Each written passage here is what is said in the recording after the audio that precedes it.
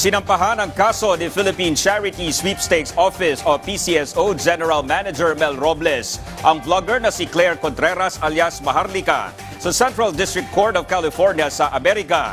Sa press conference sa Quezon City, sinabi ni GM Robles na nagdesisyon siya at ang kanyang may bahay na si Sir Will na magsampa na ng kasong defamation at invasion of privacy para depensahan ang reputasyon ng kanilang pamilya. Kasunod ito ng mga akusasyon laban sa kanya ni Maharlika. Una nang nagsampa ng kaso laban kay Maharlika si Puy Quiñones, isang Filipino international fashion designer, dahil din sa umano'y pagsira ni Maharlika sa kanyang reputasyon sa international fashion industry. Naghain na rin ng reklamo ang broadcaster na si Anthony Catunying Taberna laban sa vlogger. Well, for one, my wife stopped her Facebook account, no?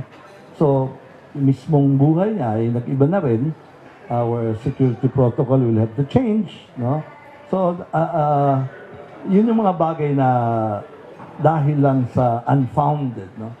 You're affecting people, you're destroying lives, no?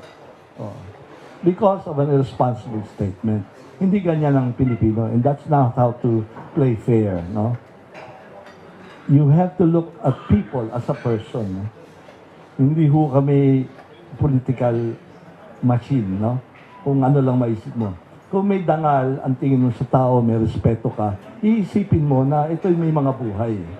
At ang buhay na ito, ay wala kang karapatan i-damage ang buhay nila. Sabi ko nga, by alleging that I intend to kill her, what will stop someone from saying, harm me for that allegation, no?